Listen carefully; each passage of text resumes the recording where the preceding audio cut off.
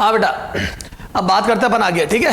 तो standing wave का formation अपन ने देख लिया था, अब इस पे न्यूमेरिकल करने थे अपने को, ठीक है। आ जाओ न्यूमेरिकल में। तो क्या है पहला question, standing wave on 8 metre long string, ये गिवन डेटा से long string is given by this. Standing wave की इक्वेशन दी हुई कितनी, 8 मीटर लंबी रस्सी पे, ठीक है। Then find out amplitude, wavelength and speed of component progressive wave. ये वेव जिन दो वेव से मिलकर बनी है, उसका एम्पलीट्यूड, उसकी स्पीड और उसकी फ्रीक्वेंसी और उसकी वेवलेंथ जो भी सब निकाल दो। तो ये किन दो वेव से मिले, मतलब दिखा ये रहा है और बात कर रहा है ये किससे मिलके बनी है उनकी। तो याद है डेरिवेशन में मैंने बताया था कि अगर component progressive wave A sine omega T plus minus K X है, तो जब स्टैंडिंग वेव बनती है तो एम्पलीट्यूड एंटी नोड का 2a हो जाता है, और के एक्स और ओमेगा टी वो के वही रहते हैं। तो बोल दूं जो स्टैंडिंग वेव का के है वही प्रोग्रेसिव वेव का के होगा, और जो इसका ओमेगा है वही स्टैंडिंग वेव का, सॉरी प्रोग्रेसिव वेव का ओमेगा होगा। तो स्टैंडिंग वेव का के एक्स का कोफिशिएंट और स्टैंडिंग वेव का ओमेगा टी का कोफिशिएंट सेम होंगे प्रोग्रेसिव वेव जैसे ही, ठीक है। और ये जो एंटी नोड का एम्पलीट्यूड है, देखो ये मैक्सिमम वैल्यू एम्पलीट्यूड होता है, इसकी मैक्सिमम वैल्यू 10 है, तो मैं बोल दूं एंटी नोड का एम्पलीट्यूड 10 है ना, सेंटीमीटर मीटर जो भी 10 यूनिट लिख लो, यूनिट है ना। तो मैं बोल दूं कि कंपोनेंट वेव का एम्पलीट्यूड 2a होता है, याद आया, डबल कंपोनेंट वेव से डबल होता है इसका एम्पलीट्यूड, ठीक है। तो आ जाओ, तो बोल दूं solution first, solution first, as we know amplitude of antinode, amplitude of antinode of standing wave is a equal to 2 है, ठीक है। ये 10 यूनिट इज इक्वल टू 2 है, ये कट गया, तो a इक्वल टू आ गया 5 यूनिट, तो 5 यूनिट आ जाएगा एम्पलीट्यूड, ठीक है। अच्छा, और के and omega will be same, ये बदलते नहीं है, for progressive and standing wave, for standing wave and component, standing wave and component progressive wave, ठीक है, ये सेम होते हैं। तो यहां से मैं बोल दूं k बराबर पाई बाई 4 आया, तो यहां से 2 पाई बाई लेमडा बराबर पाई बाई 4 आया, तो यहां से लेमडा बराबर कितना आ जाएगा, लेमडा इज इक्वल टू 8 है ना, वो मीटर में ही ले लेना। अच्छा, ओमेगा बराबर कितना है, तो t का कोफिशिएंट देखो बेटा पाई, तो ओमेगा बराबर पाई, तो यहां से 2 पाई बाई t बराबर पाई, तो यहां से t बराबर 2 सेकेंड, तो t बराबर 2 सेकंड आ गया, लेमडा बराबर 8 आ गया। क्लियर है क्या ये। तो amplitude, wavelength, speed of component wave सब आ गई। अच्छा, स्पीड ऑफ कंपोनेंट वेव निकालो, तो एम्पलीट्यूड निकाला भी तो अपन, एम्पलीट्यूड आ गया कंपोनेंट वेव का, लेमडा आ गया, टाइम पीरियड आ गया। अच्छा, स्पीड देखो, speed of component wave, speed, तो मैं बोल दूं v is equal to omega by k, omega पता है, ओमेगा है पाई, और k कितना है बेटा, k है पाई बाई 4, तो यहां से v बराबर आ जाएगा बेटा 4 मीटर, यूनिट लिख दो, मीटर पढ़ते एक ही बात है, कुछ भी लिख ले यार, मैंने वैल्यू निकालना सीखना। तो 4 आ गया, तो स्पीड ऑफ वेव आ गई 4 है ना, लेमडा आ गया 8, एम्पलीट्यूड आ गया 5, सब निकाल लेंगे। और देख क्या पूछा अगले में, number of node and anti node and their coordinate. तो याद है नोड के लिए बस ये 0 कर दो एम्पलीट्यूड को, तो 4 नोड 0, और हर 2 नोड के बीच में एक एंटी नोड बना देना, या इसको प्लस माइनस 1 कर देना, ठीक है, एंटी नोड के लिए। आ जाओ, तो second coordinate of node, second क्या है, सेकेंड फॉर नोड एम्पलीट्यूड वाला portion should be for node amplitude वाला पोर्शन शुड बी 0। तो आ जाओ 2 है साइन पाई बाई 4x बराबर 0।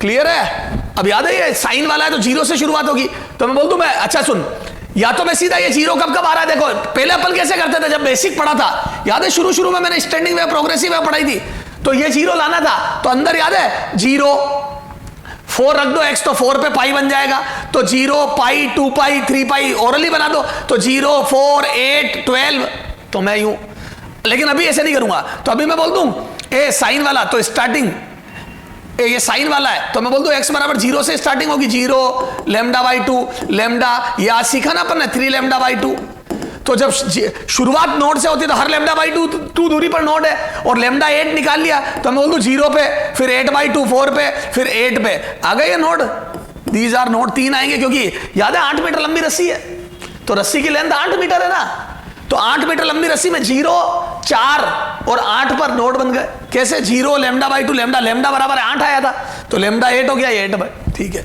एंटी नोड तो इस बार मैंने किससे निकाले? इससे। हर बार कैसे निकालता था? यहां से 0 फिर 4 रखता था फिर 8 रखता था, तो पाई 2 पाई बन जाते थे, ठीक है। 4 एंटी नोड तो मैं बोलता हूं इनके मिड पॉइंट ए, और या फिर 0 पे नोड है तो मैं बोलता हूं लैम्डा बाई 4। जब 0 पे नोड होता है तो लैम्डा बाई 4 से एंटी नोड की शुरुआत होती है, lambda by 4, 3 lambda by 4, 5 lambda by 4, so on. तो यहां से रखो, तो x बराबर लैम्डा 8 है तो 2, फिर लैम्डा 8 है तो ये 6, फिर लैम्डा 8 है तो ये 10 आएगा, तो 10 तो बाहर चला गया रस्सी से, तो 2 और 6, तो 3 node a, there are 3 node and there are 2 anti node. तो 3 नोड और 2 एंटी नोड बनेंगे, टोटल 5 चीजें, 3 नोड और 2 एंटी नोड।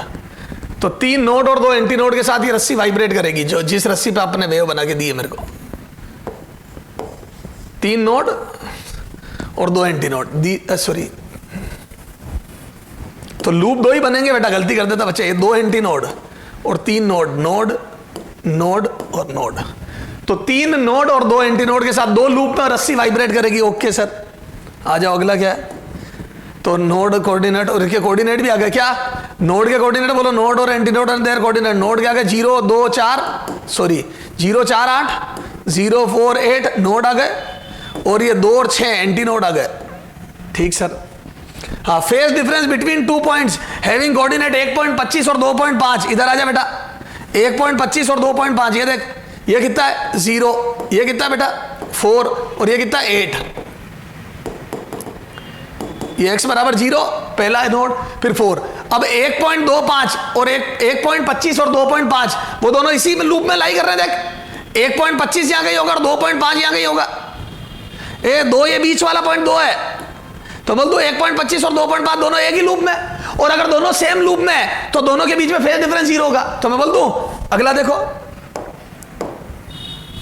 अगला कौन सा क्वेश्चन है?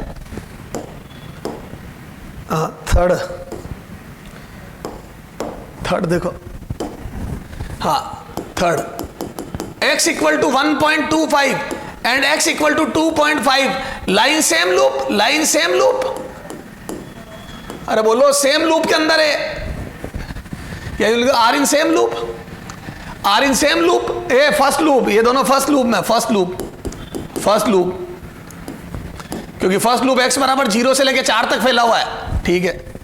तो बोल दो will be in same phase, will be, क्योंकि सेम लूप वाले पॉइंट से सेम फेज में, तो will be in same phase, and phase difference 0 phase, तो सेम फेज में होंगे तो मैं बोल दूं डेल फाई बराबर 0, फेज डिफरेंस 0 आ जाएगा। तो सेम लूप के पार्टिकल है तो फेज डिफरेंस 0 होगा। अगला क्वेश्चन देखो फोर्थ, शायद x बराबर कितना दिया 3 एंड x बराबर 6, तो मैं बोल दूं x बराबर 3 फर्स्ट लूप में, फर्स्ट लूप, और x बराबर 6 सेकेंड लूप में, सेकेंड लूप। क्यों? क्योंकि देखो फर्स्ट लूप कहां से, x बराबर 0 से 4 तक फर्स्ट लूप है, और सेकेंड लूप x बराबर 4 से 8 तक है। ये 0 से 4 तक फर्स्ट लूप है तो 3 उसके अंदर है, और 4 से 8 तक सेकेंड लूप है, 6 उसके अंदर है। तो क्या मैं बोल दूं ये दोनों एडजेसेंट लूप है, तो मैं बोल दूं these are adjacent loop, first loop and second, तो बोल दूं एडजेसेंट लूप है, adjacent loop, adjacent loop.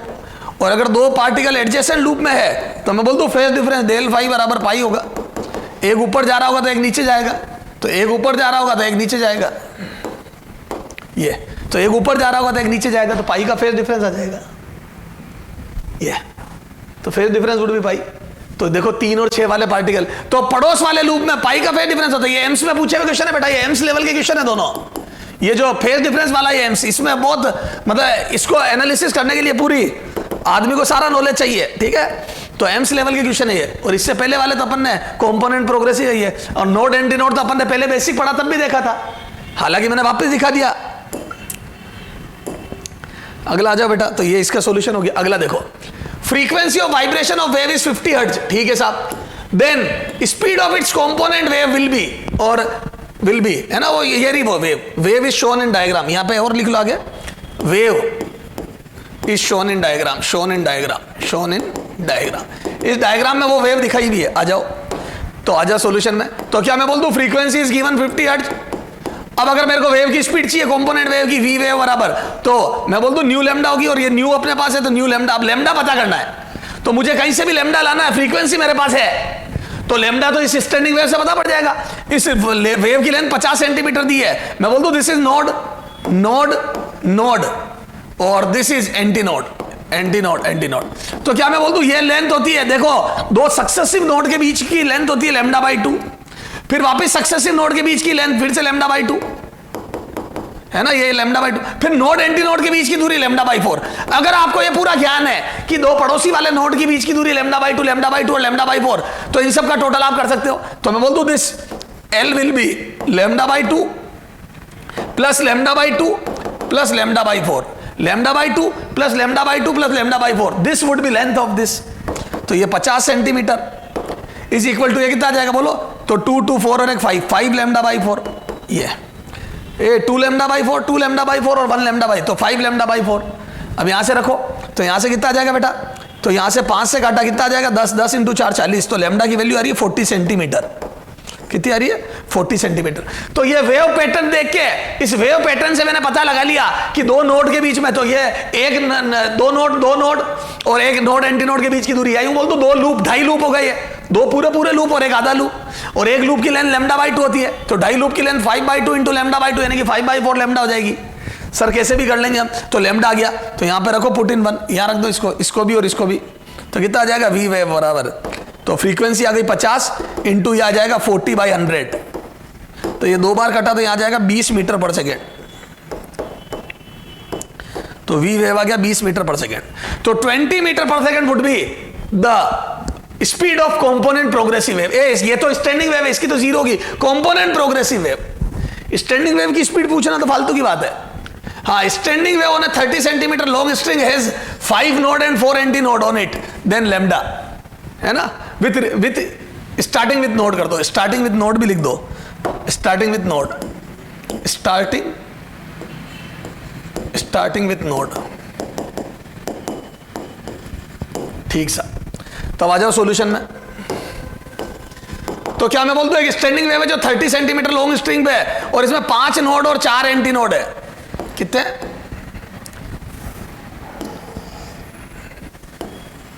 2 3 4 5, 1 2 3 4 5 node है ना, ये और 4 एंटी नोड, 1 2 3 4 एंटी नोड। तो क्या मैं बोल दूं ये 5 नोड 1 2 3 4 5, तो 5 नोड और 4 एंटी नोड के साथ चार लूप बन रहे। कई बार बच्चा जल्दी जल्दी में इनको 5 लूप लिख देता है, 5 नोड देखते हैं कि 5 नोड है तो 4 लूप बनेंगे, नहीं 5 लूप बनेंगे, नहीं 5 नोड है तो 4 लूप बनेंगे क्योंकि स्टार्टिंग नोड से हुई है, ठीक है, देन लैम्डा। और ये 30 सेंटीमीटर लंबी रस्सी है, ये 30 सेंटीमीटर। तो यहां से मैं बोल दूं ये देखो 4 लूप आ गए, तो L बराबर रस्सी की जो लेंथ है वो बराबर 4 लूप, ठीक है, 4 लूप। और अपने पास अगर 4 लूप है तो मैं बोल दूं 4 लूप की लेंथ होती है बेटा, एक लूप की लेंथ होती है लैम्डा बाई 2, तो बोल दूं एक लूप की लेंथ होती है लैम्डा बाई 2, 1 लूप बराबर लैम्डा बाई 2। तो यहां से मैं लूप, मैं चाहूं तो तेरे से ये लैम्डा बाई 2 भी ऐड करवा सकता था, पर 4 लूप है, ठीक है। तो यहां से बोलो लैम्डा बराबर कितना जाएगा, तो 2 से घटा तो लैम्डा बराबर L by 2 and this is lambda बराबर L की वैल्यू 30 सेंटीमीटर बाई 2, तो बोल दो ये आ गई 15 सेंटीमीटर, तो ये आ गया लैम्डा। तो वेवलेंथ जो आ गई बेटा वो 15 सेंटीमीटर आ गई, सॉरी वेवलेंथ आई है, तो वेवलेंथ 15 सेंटीमीटर, यही पूछा था मेरे से, तो लैम्डा बराबर 15 सेंटीमीटर इज आंसर। सर समझ में आ गई। तो मच्छर है, आपको अगर ये पता है 2 नोड 2 एंटी नोड के बीच की दूरियां, एक नोड एंटी नोड लूप की लेंथ, तो सब कर दोगे आप, ठीक है। ये बेटा आज का लास्ट क्वेश्चन इसका, if frequency and speed of component progressive wave है ना of a standing wave are 60 hertz and 30 metre पर सेकंड, तो कंपोनेंट प्रोग्रेसिव वेव की फ्रीक्वेंसी और स्पीड दी हुई है, ठीक है, रेस्पेक्टिवली। देन फाइंड आउट क्या length of 4 loop on this standing wave, 4 loop की लेंथ बतानी है, ठीक साहब। तो पहले तो 60 हर्ट्ज और 30, तो मैं बोल दूं मेरे पास फ्रीक्वेंसी और स्पीड है, तो बोल दूं और जो प्रोग्रेसिव वेव की वेवलेंथ आएगी वही स्टैंडिंग वेव की आएगी, तो बोल दूं यहां से आ जा सॉल्यूशन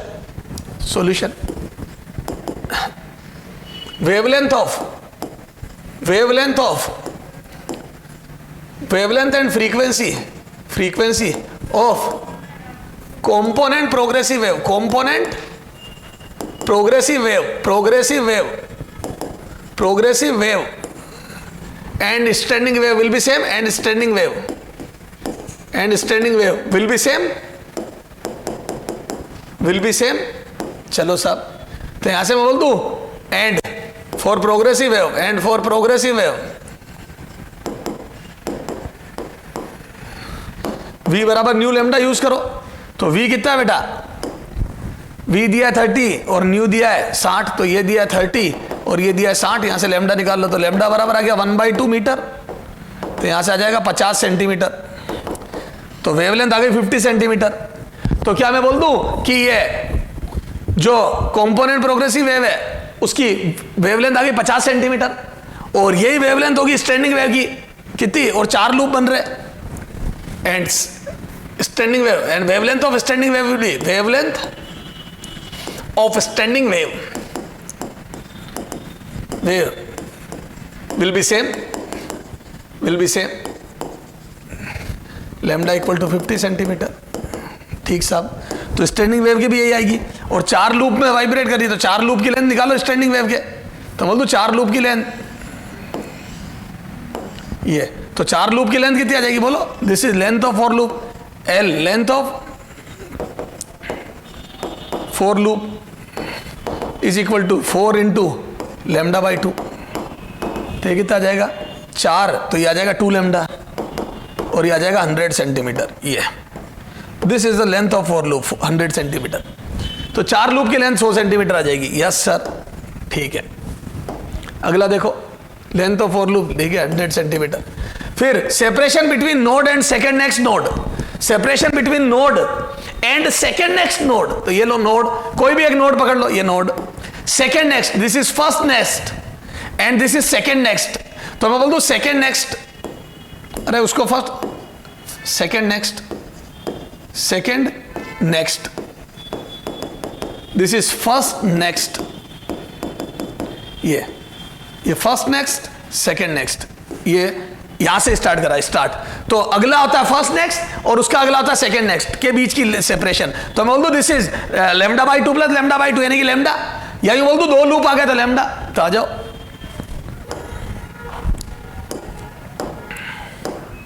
क्वेश्चन नंबर 2, तो second separation between node and second next node is equal to 2 loop, lambda by 2 plus lambda by 2 कर दो, lambda by 2 plus lambda by, हर 2 नोड के बीच में लेमडा बाई 2, तो lambda is equal to 50 centimetre. Clear है ये answer? Yes sir, तो 50 सेंटीमीटर आंसर आ गया। अब आ जाओ अगला, हाँ, ये separation between node and third next antinode, node and third next antinode, आजा बनाते हैं। तो नोड, ये नोड, ये हो जाएगा first next, uh this is first next, this is second next, ए जो अगला है वो फर्स्ट सेकेंड नेक्स्ट। कई बच्चे सोचते हैं ये नहीं गिने, अरे यार नोड के बाद फर्स्ट नेक्स्ट, सेकेंड नेक्स्ट और थर्ड नेक्स्ट एंटीनोड, ये दिस इज थर्ड नेक्स्ट, ये तो separation between node and third next antinode ये। तो बोल दो 2.5 वेव आ गई, 1-2 लूप पूरे और एक आधा, तो 2.5 वेव। तो बोल दो L बराबर 5/2, 2.5 lambda by 2, lambda by 2 plus lambda by 2, यूं लिखो lambda by 2 plus lambda by 2 plus lambda by 4, 2 lambda by 4, 2 तो पूरे लूप और एक आधा लूप ये। तो बोल दो आ जाएगा 5 लेमडा बाई 4, ये this is length of this wave, और 5 लेमडा बाई 4 कितना हो जाएगा बोलो, L बराबर 5/4, और लेमडा की वैल्यू 50 सेंटीमीटर आई, तो मैं बोल दूं कितना आ जाएगा ये 250/4,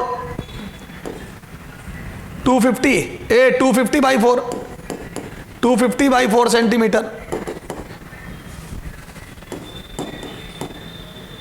ये 62.5 सेंटीमीटर इज द आंसर। तो 62.5 centimetre would be the answer. Clear है क्या? तो ये सारा गेम खिलाते, कबड्डी खिलाते हैं। तो separation between node and third next antinode कर लेंगे सर। तो क्या मैं बोल दूं स्टैंडिंग वेव कैसे बनती है, समझ में आ गया? 2 कंपोनेंट, 2 प्रोग्रेसिव वेव की ओवरलैपिंग से, उनकी वेलोसिटी और उनका वेवलेंथ और उनकी फ्रीक्वेंसी जो होगी वही इधर होगी, वेलोसिटी नहीं सॉरी फ्रीक्वेंसी और वेवलेंथ वही होगी, और प्रोग्रेसिव वेव की वेलोसिटी मैं स्टैंडिंग वेव देख के निकाल सकता हूं, नोड एंटी नोड के कोऑर्डिनेट यस निकाल सकता हूं, separation between two node lambda by 2, two anti node lambda by 2, node anti node lambda by 4, same loop के पार्टिकल के फेज डिफरेंस 0, अड़ोसी पड़ोसी का पाई। ठीक है सर, सारी बात समझ में आ गई। ओके बेटा, तो ये मेरी तरफ से स्टैंडिंग वेव की प्रॉपर्टीज वगैरह सब कंप्लीट हो गई। ठीक है, अगले टर्म पे अपन इसके एप्लीकेशन पढ़ेंगे स्टैंडिंग वेव के, open organ pipe, close organ pipe, sonometer, सारी बातें। ओके हाँ बेटा, अब देखते हैं sound wave and pressure wave. बड़ा जबरदस्त ये है, देखो साउंड ट्रेवल कैसे करती है मीडियम में, कंप्रेशन और रेयरफेक्शन से। माना अपन एक लेयर देखते हैं साउंड की, बहुत जबरदस्त चीज है, देखना हो ये एक्स पर, तो साउंड की एक लेयर है ए जो कि एक्स पर है उस समय पे, है ना। तो मैं एक साउंड का एलिमेंट देख रहा हूं और थोड़ा सा आगे, ये बनाया बल्ली मैंने बढ़ाया, पर थोड़ा सा आगे एक्स प्लस डी एक्स, तो दो एलिमेंट मैंने, मतलब एक छोटा एलिमेंट लिया एक्स से लेके एक्स प्लस डी एक्स तक एयर का एक एलिमेंट लिया। ठीक साहब, इसकी अभी सिचुएशन ये है साउंड ट्रेवल करने से पहले, और मैं बोल दूं ये जो सिलेंड्रिकल पार्ट लिया है मैंने, इसका area of cross section A है। क्या है ये, तो मैंने ए रेडियस का या ए एरिया का, ये पी क्यू कर दे इसको, पी क्यू, ये ए एरिया का एक एयर का सिलेंडर मैंने कंसीडर किया है, जिसका मैं एनालिसिस करूंगा साउंड ट्रेवल करने से पहले और करने के बाद। अब जैसे मैं यहां से ला ओए, तो मेरा वो ओए का कंप्रेशन रेयरफेक्शन ट्रेवल कर रहा है। अब सुनना, माना ये अपनी जगह से एक्स आगे सरक गया, एस आगे सरक गया, डिस्प्लेसमेंट। अब देखो जब साउंड ट्रेवल करेगी तो माना इसका डिस्प्लेसमेंट एस है ना, छोटे पहली लेयर का एस, तो बोल दूं ये एक्स अपनी जगह से एस आगे सरक गया। बेटा ये छोटा सा एलिमेंट है, ये देख ऐसा दिखेगा, ये वाला एलिमेंट यहाँ ऐसा दिखेगा, ये है ये एक्स और ये एक्स प्लस डी एक्स, ये ऐसा है, समझ गए। अब ये देखो दोनों लेयर कितना सरकी उस पर डिपेंड करेगा। अगर पीछे वाली कम और आगे वाली ज्यादा सरकी तो रेयरफेक्शन बनेगा, और पीछे वाली ज्यादा और आगे वाली कम सरकी, ये देखो पीछे वाली ज्यादा और आगे वाली कम, तो कंप्रेशन बने, समझ गए। तो वो रिलेटिव सेपरेशन। तो माना ये एस सरका और ये भी अगर एस सरकता, ये भी अगर एस सरकता, तो ना कंप्रेशन बनता ना रेयरफेक्शन, क्योंकि ये एस सरका तो वही वॉल्यूम रहा। लेकिन मान लो ये एस प्लस डी एस सरका, कितना सरका, ये सरका एस प्लस डी एस, कितना, ये सरका बेटा एस प्लस डी एस, ये एस प्लस डी एस, ये। अरे बोलो, तो क्या मैं बोल दूं अगर तू एस सरका बेटा, तू भी एस सरकता तो मजा आ जाता, ये एस सरका तू भी एस सरकता तो मजा आ जाता। लेकिन ये एस प्लस डी एस मतलब डी एस ज्यादा सरका, तो पीछे वाली लेयर ये छोटे से एलिमेंट की पीछे वाली लेयर जितना सरकी उससे ज्यादा सरक गई। देखो इधर देख, अगर दोनों बराबर सरकती तो ये यूं होता सिचुएशन, दोनों बराबर सरकती तो यूं होता, लेकिन ये ज्यादा सरक गई, तो मैं बोल दूं इतना वॉल्यूम एक्स्ट्रा, तो इतना वॉल्यूम एक्स्ट्रा। ये देख, क्या मैं बोल दूं दोनों लेयर के डिस्प्लेसमेंट के कारण, एयर के डिस्टर्बेंस के कारण इतना वॉल्यूम बढ़ गया सिलेंडर का। तो जैसे ही साउंड यहां आई तो सिलेंडर का इतना वॉल्यूम बढ़ गया। ठीक है, कितना ये डीएस है, ये डीएस और ये एरिया ए है, तो मैं बोल दूं दिस डीवी, तो चेंज इन वॉल्यूम, ए बेटा इतना सरकते तो सेम रहता, पर ये इतना सरका एक्स्ट्रा, तो डीवी बराबर ए डीएस कर दूं मैं। ए हो गया एरिया ऑफ क्रॉस सेक्शन, और एरिया ऑफ क्रॉस सेक्शन, और डीएस हो गया एक्स्ट्रा डिस्प्लेसमेंट, ये तो ये भी एस सरका, ये भी एस सरकता, लेकिन ये एस प्लस डीएस सरका, तो इतना एक्स्ट्रा वॉल्यूम सरक गया। तो extra volume travelled by this small element cylinder is ADS. ठीक है सर, अच्छा पुराना और ओरिजिनल एरिया कितना था बेटा, ये what was the sorry volume, what was the initial volume of this element. तो इस एलिमेंट का इनिशियल वॉल्यूम कितना था बोलो, तो मैं बोल दूं इनिशियल वॉल्यूम था ए डीएक्स। हाँ ये डीएक्स ही तो है, ये लेंथ, ये देखिए डीएक्स है और ये डीएस है, ये जो एक्स्ट्रा चला ये डीएस है, ये डीएस है। तो this is ds and this is dx, ये वाली डीएक्स है। पहले समझो इसको ढंग से, जल्दी मत कर। तो आपका डीएक्स लेंथ का जो डीएक्स लेंथ का जो आपका ये था, स्मॉल एलिमेंट, ये जिसको मैं कंसीडर करके चल रहा था, वो आगे बरोबर सरकता, लेकिन ये ds ज्यादा सरका, तो इतना वॉल्यूम एक्स्ट्रा आ गया।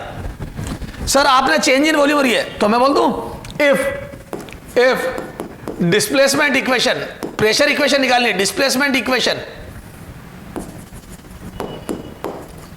Equation of sound, displacement equation का मतलब हो गया वो अपनी जगह पे जो सारे पार्टिकल वाइब्रेट कर रहे हैं, is given by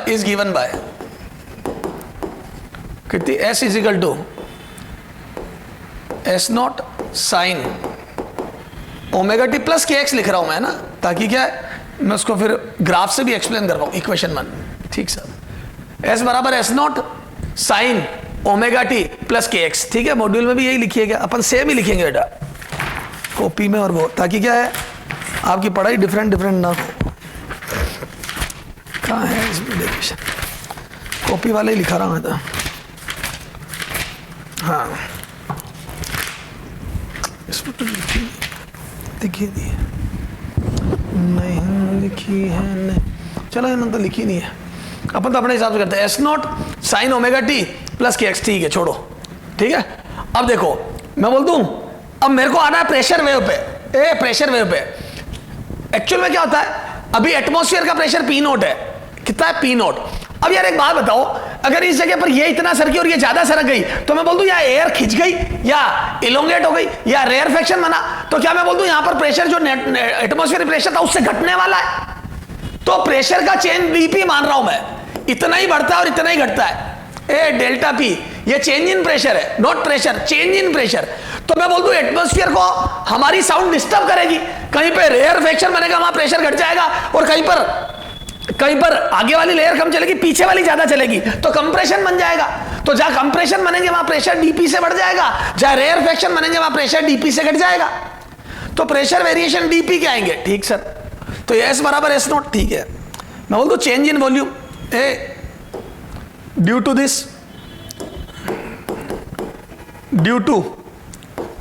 two sound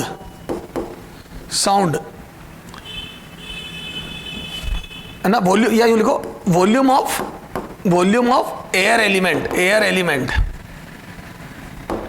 from x to x plus d x is, बोलो कितना है, v बराबर, मैं बोल दूं a dx। ठीक है, equation 2 and due to displacement of particle, of medium particle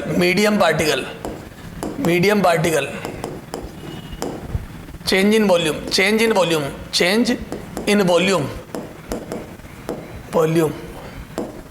of this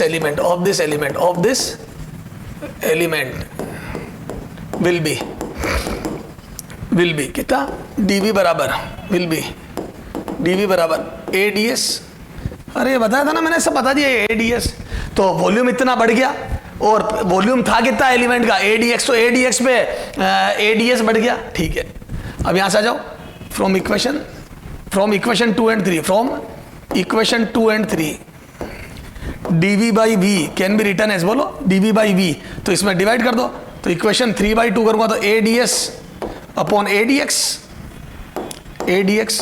या A से कट गया, तो बोल दो dv by v is equal to ds by dx आ गया क्या, इक्वेशन 4। ठीक साहब, अब एज वी नो, बोलो बल्क मॉडुलस, मेरे को डेल्टा पी पिक्चर में लाना है, प्रेशर की एक्सेस प्रेशर इक्वेशन बनानी है, कितना प्रेशर वेरिएशन आता, प्रेशर नहीं प्रेशर वेरिएशन की इक्वेशन बनानी है, तो बोल दो एज वी नो। तो यहां से मेरे को डीपी और डीवी बाई वी में रिलेशन है, as we know, bulk modulus is given by DP upon DV by V. अरे मजा आ गया सर, तो यहां से देखो एक्सेस प्रेशर या चेंज इन प्रेशर की इक्वेशन बन जाएगी, कि एटमॉस्फेयर में कितना डिस्टर्बेंस आता है वो आ जाएगा, प्रेशर नहीं चेंज इन प्रेशर। ठीक सर, तो यहां से डीपी बराबर आ जाएगा -b dv बाई वी। ठीक है, इक्वेशन 5, या यूं लिखो, put the value of dv by V from equation 4, equation 4 से वैल्यू रखो, तो यहां से dp बराबर कितना गया बेटा, माइनस बल्क मॉडुलस है ना, dv बाई वी की वैल्यू हो गई ds बाई dx, ये है ना। अब देखो, है ना, इसको डिफरेंशिएट करो from equation 1, differentiate equation 1, differentiate ये इक्वेशन 5 कर दो, है ना। Differentiate equation 1 with respect to X, with respect to X, ठीक है सर। तो आ जाओ, कितना आ जाएगा, तो यहाँ आ जाएगा D S by D X, S naught बार ले लिया, D by D X of sine omega T minus K X. Uh partial differentiation है, टी को ध्यान नहीं देना है, तो टी को एज इट इज रखना है, करो डिफरेंशिएशन। तो ये आ जाएगा डी एक्स, तो यहाँ आ जाएगा के साइन का कोस हो जाएगा, तो एस नॉट और कोफिशिएंट का मल्टीप्लाई हो जाएगा, एस नॉट के कोस omega T plus k x, omega T plus k x, ठीक है सर। ये आ गया, तो ये आ गया D S by D x, है ना। अब इसको इक्वेशन 5 में रखते हैं, put it in equation 5, put it in equation 5, ठीक है। इक्वेशन 5 में रखो, तो यहां से कितना आ जाएगा बेटा, D P is equal to minus bulk modulus S naught K, sorry एक, हाँ, माइनस बल्क मॉडुलस, अरे बोलो, और ये D S by D X, देखो डी वी बाई वी की value D S by D X आई ना, D S by D X रखो, तो ये आ जाएगा साइन का कोस, है ना, कोस एस नॉट के एस नॉट कर दो, के S not cos omega T plus k x, ये आ गया, ठीक है। ये आ गया डीपी, ठीक है। चेंज इन प्रेशर, अब सुनना ध्यान से हो, this is change in pressure, है ना। अब देखो ये इसका एम्पलीट्यूड आया, तो मैं बोल दूं this is pressure amplitude, minus की परवाह मत करिए, तो माइनस का भी प्लस भी होगा, माइनस भी होगा, वो इनिशियल क्या था उस हिसाब से आया, t बराबर 0 पर x बराबर 0 वाले पार्टिकल के लिए, t बराबर x बराबर 0 वाले पार्टिकल का रेयर फ्रैक्शन बना है, देखो t 0 और x 0 रखो, तो cos 0 1 आ जाएगा, तो बोल दूं ये नेगेटिव, यानी कि मिनिमम प्रेशर आएगा, मतलब नेगेटिव है तो मैक्सिमम एम्पलीट्यूड आएगा, मतलब ये प्रेशर एम्पलीट्यूड, और नेगेटिव है का मतलब घटेगा, रेयर फ्रैक्शन बनेगा।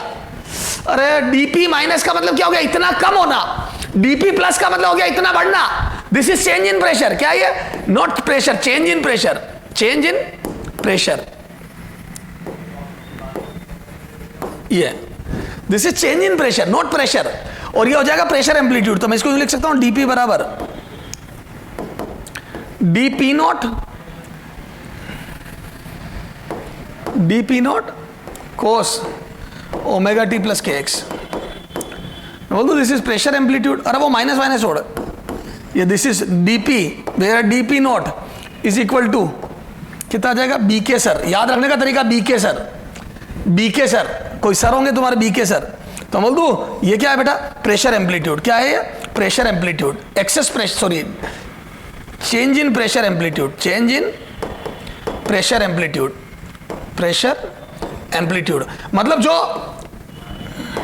जो प्रेशर चेंज होगा उसका एम्पलीट्यूड है ये, इतना मैक्सिमम प्रेशर चेंज हो सकता है, चेंज इन प्रेशर एम्पलीट्यूड, ये इतना प्रेशर बढ़ेगा घटेगा बढ़ेगा घटेगा, तो मेरे चिल्लाने से जहां कंप्रेशन बनेगा वहां इतना प्रेशर बढ़ जाएगा, जहां रेयर फ्रैक्शन बनेगा उतना घट जाएगा, ठीक है। ये माइनस वाइनस से इमोशनल मत हो तू, वो मैं भी इसका मीनिंग समझा दूंगा, ये माइनस क्यों आया उसका, तू तो ये देख तेरे कबड्डी समझ में आई क्या, तो क्या मैं बोल दूं कि डिस्प्लेसमेंट की इक्वेशन अगर साइन की टर्म्स में है तो प्रेशर एक्सेस की इक्वेशन या चेंज इन प्रेशर की इक्वेशन कॉस की टर्म्स में आ गई, ये देख कॉस की टर्म्स में आ गई, ये इक्वेशन कितनी हो जाएगी 6, क्या मैं बोल दूं इक्वेशन और 5 और 6 से मैं बोल दूं π/2 का फेज होगा, from equation 5 and 6, from equation 5 and 6 we can say that phase difference between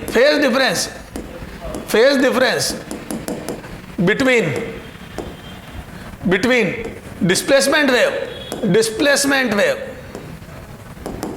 wave and excess pressure and change in pressure wave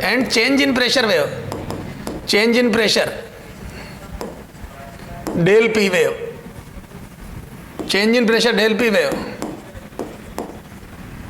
will be π/2, तो ध्यान रखना π/2 का फेज डिफरेंस होगा, क्लियर है। तो डिस्प्लेसमेंट वेव और चेंज इन प्रेशर वेव में π/2 का फेज डिफरेंस होगा, π/2 का, क्लियर है क्या, अच्छा।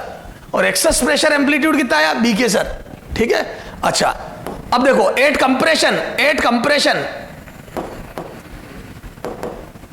बोलो 8 कंप्रेशन, बोलो कितना होगा प्री मैक्सिमम, और कितना मैं बोल दूं atmospheric pressure plus del P naught, अरे बोलो डी पी नॉट, ये ठीक है इक्वेशन 7। हाँ एट रेयरफेक्शन,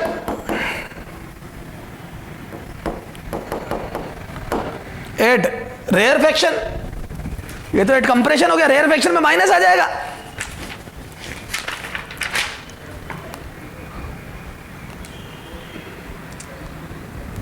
हाँ एट रेयरफेक्शन कितना आ जाएगा पी मिनिमम, और ये आ जाएगा P naught minus D P naught. At ये मैक्सिमम प्रेशर कंप्रेशन पे होता है और मिनिमम रेयरफेक्शन पे होता है, ये था कंप्रेशन पे, ये रेयरफेक्शन पे। ठीक साहब, अब देखो यहां पे मैं देखो कई बार क्या होता है प्रेशर एम्पलीट्यूड इससे निकलता है, बताता हूं कैसे। इक्वेशन 7 माइनस 8 करो, इक्वेशन 7 माइनस 8 कितना आ जाएगा, तो मैं बोल दूं ये आ जाएगा P maximum minus P minimum इधर is equal to P naught से पी नॉट कट गया, इधर आ जाएगा 2 डी पी नॉट, तो यहां से डी पी नॉट बराबर आ जाएगा P maximum minus P minimum by 2। Maximum और इधर देख, मैक्सिमम और मिनिमम प्रेशर, मैक्सिमम और मिनिमम प्रेशर के बीच का जो डिफरेंस होता है, सही बात है, वो twice of D P not होता है, प्रेशर एम्पलीट्यूड का डबल होता है। क्यों? क्योंकि मीन से डी पी नॉट ज्यादा पी मैक्सिमम होता है और मीन से D P not come minimum pressure होता है, तो उन दोनों का difference twice of D P not होता है। तो प्रेशर एम्पलीट्यूड कई बार यहां से भी निकलता है, 2 क्वेश्चन करेंगे तब समझ में आएगा बेटा, थोड़ा सा ये भारी है मामला, लेकिन हाँ समझ में आ जाएगा। एक ये बीके सर आया था प्रेशर एम्पलीट्यूड, क्या आया था बेटा बीके सर, ये प्रेशर एम्पलीट्यूड, कंप्रेशन पे प्रेशर इतना होता है ये पता होना चाहिए, रेयरफेक्शन पे इतना होता है ये पता होना चाहिए। These are the important things. तो डेरिवेशन इज नॉट इंपॉर्टेंट, क्या आया दैट इज इंपॉर्टेंट। ठीक है बिल्कुल सर। अच्छा आप देखो 2-3 क्वेश्चन करते हैं, फिर मैं इसको ग्राफ से भी समझाऊंगा। चल आ जाओ सर 2-3 क्वेश्चन करा दो, आ जा बेटा। क्वेश्चन नंबर 1 आ जा, क्या है ये, a sound wave, a sound wave is travelling, a sound wave is travelling in a medium, in a medium of bulk modulus, of bulk modulus, of bulk modulus B बराबर 10⁴ Newton per metre square. ये तो क्या bulk modulus medium का, मैंने कहा था ना air वगैरह, हाँ तो bulk modulus. And wavelength, and wavelength,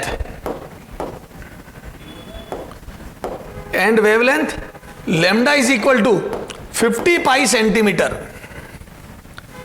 due to this sound wave, due to this sound wave,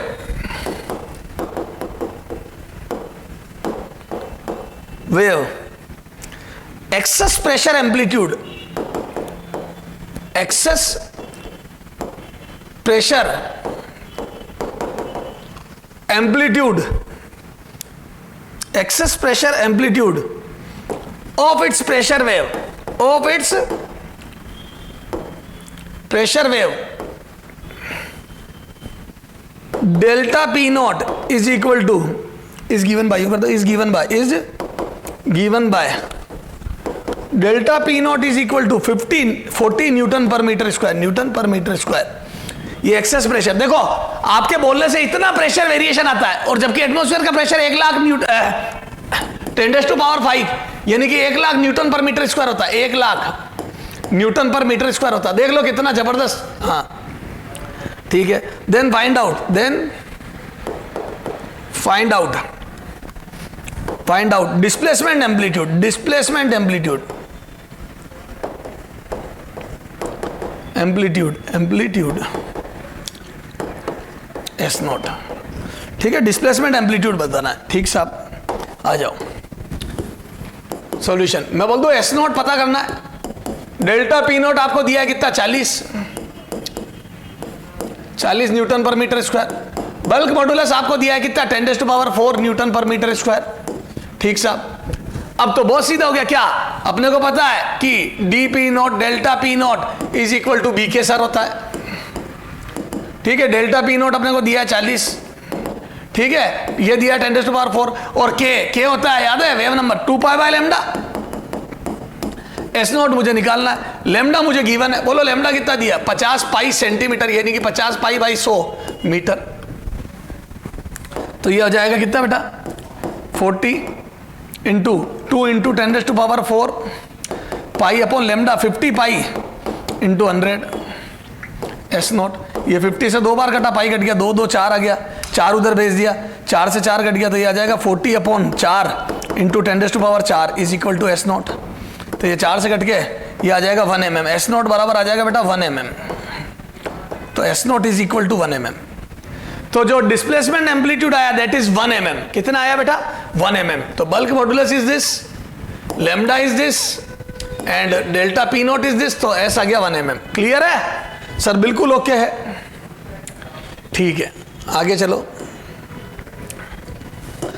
ठीक है, एक क्वेश्चन और करते हैं, याद है वो मैक्सिमम मिनिमम प्रेशर वाला, वो भी करते हैं। अगला देख बेटा, a sound wave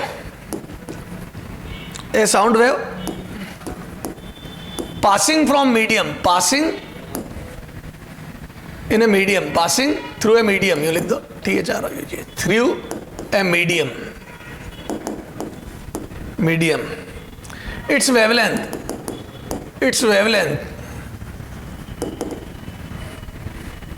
is lambda is equal to 40 pi centimetre.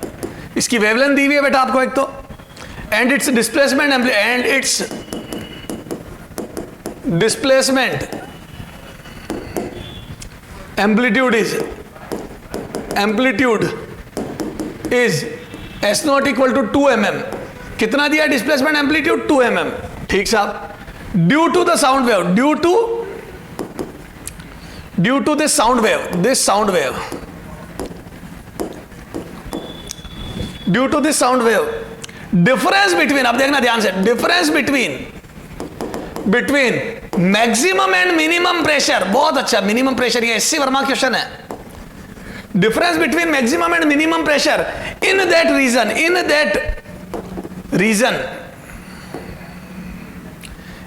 Reason is 120 newton per metre square. बात को समझना, इस लाइन को समझना। Due to this sound wave, difference between maximum and minimum pressure, याद है मैंने बताया था P maximum minus P minimum बराबर 2d पी नॉट, या डेल्टा पी नॉट बराबर P maximum minus P minimum by 2। ठीक सर, है ना, इज 120, है ना। देन फाइंड आउट, वो बल्क मॉडुलस पूछा होगा, हाँ ठीक है। Then find out bulk modulus, then find out bulk modulus of medium, है ना, बी बताना है। ठीक है सर, समझ में आ गया। तो क्या मैं बोल दूं वही, a delta P naught is equal to B K S. अब बी के सर में से देखो, के की इंफॉर्मेशन डायरेक्ट है, लेमडा दिया तो 2 पाई बाय लेमडा, बी निकालना है, डी पी नॉट, एस की वैल्यू डायरेक्ट है, तो मैं यहां से बोल दूं डी पी नॉट। अब डी पी नॉट को मैं लिख दूं क्या, पी मैक्सिमम दिया है मुझे, P maximum minus P minimum का डिफरेंस दिया है, डिवाइड बाई 2। ये देख ले कैसे आया था, याद है पी मैक्सिमम कंप्रेशन पे होता है P naught plus delta P naught, P minimum rarefaction पे होता है P naught minus delta P naught. तो ये दोनों मुझे पता है, yes sir. Is equal to bulk modulus निकालना, के हो जाएगा बेटा 2 pi by lambda into S naught. ठीक सर, आ जाओ आगे। तो यहां से ये दिया 120, P maximum minus P minimum का difference 120 divide by 2 is equal to bulk modulus निकालना है, 2 पाई बाय लेमडा कितना दिया बेटा, शायद 40 पाई दिया है, लेमडा दिया है कितना 40 पाई सेंटीमीटर। तो यहाँ आ जाओ, तो लेमडा दिया है 40 पाई अपॉन 100 मीटर। ठीक है, इंटू एस नोट कितना दिया 2 mm, तो एस नोट की वैल्यू 2 इंटू 10⁻³ मीटर। ठीक है, सबको मीटर में कन्वर्ट कर दिया, मतलब MKS में कन्वर्ट कर दिया। ये पाई से पाई गया, ये 20 बचेगा, यहाँ एक 0 गया तो 2/10, 2 से 2 कट गया, 10 ऊपर गया, तो ये आ जाएगा b इंटू 10⁻² एक बार तो, और यहाँ से कट के 60। ठीक है, सब यूनिट हटा दी मैंने एक बार तो। बल्क मॉडुलस आ जाएगा बेटा, ये 10⁻² नीचे आ गया 6000, है ना, newton per metre square. This is the bulk modulus of this given medium. Clear है क्या बेटा जी? तो ये बी के सर वाला कंसेप्ट क्लियर हो गया क्या आपको? अब अपन इसको थोड़ा सा वेव से इसकी फील लेंगे और फिर अपन इससे आगे बढ़ जाएंगे। अब बेटा देखो, मैंने कहा था ना वेव से भी समझेंगे इसको। देखो ये डिस्प्लेसमेंट वेव की इक्वेशन है और इसके इसी से डिराइव हुई है प्रेशर वेव की इक्वेशन है। तो जब डिस्प्लेसमेंट ये होगा प्रेशर इस टाइप से होगा, दोनों में t बराबर 0 रखो, 8t बराबर 0 देख रहा हूं तो 8t बराबर 0, ये इक्वेशन ऐसी हो गई क्या? हर x के पार्टिकल का डिस्प्लेसमेंट दिखेगा इसमें, और प्रेशर वेव वाली इक्वेशन ये हो गई क्या?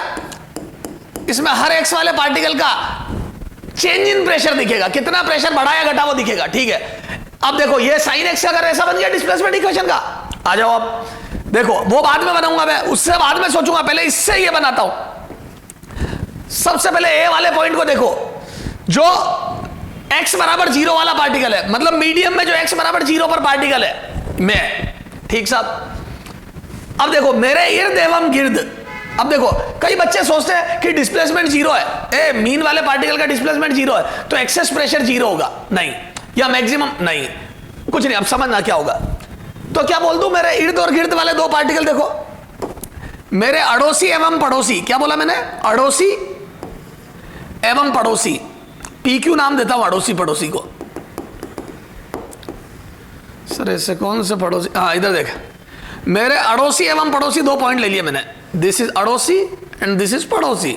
ये देखो बेटा, आपको x जो x बराबर 0 वाला पार्टिकल है, ये x बराबर 0 वाला पार्टिकल, वहां क्या बनेगा, कंप्रेशन, रेयरफेक्शन या नॉर्मल प्रेशर, वो डिपेंड करेगा अड़ोसी एवं पड़ोसी क्या कर रहे हैं। तो मैं हो गया x बराबर 0 वाला पार्टिकल, ये मेरा अड़ोसी और ये मेरा पड़ोसी। मेरे इधर वाले लेफ्ट हैंड वाले का डिस्प्लेसमेंट पॉजिटिव है, देख मेरे इधर वाले जो x पॉजिटिव है, इधर देखो x इधर वाला पार्टिकल, तो इधर वाले पार्टिकल का डिस्प्लेसमेंट पॉजिटिव है, मतलब वो अपनी जगह से आगे सरक गया। अरे बोलो ना बेटा, ये देख, ये मैं, ये मेरा अड़ोसी, ये मेरा पड़ोसी, ये दोनों, ये मेरे से इतने इतने दूर थे, तो ये P है और ये Q है, और ये मैं हूं x बराबर 0 वाला पार्टिकल।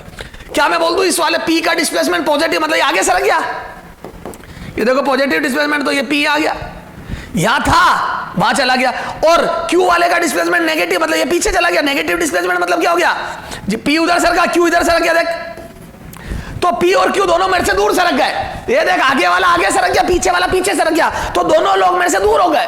तो मैं कंप्रेशन बनाया रेयरफेक्शन, रेयरफेक्शन, ये देखो, तो x बराबर 0 वाला पार्टिकल रेयरफेक्शन बनेगा, यहां पर प्रेशर कम हो जाएगा और मैक्सिमम डिक्रीमेंट होगा प्रेशर का, मतलब चेंज मैक्सिमम होगा।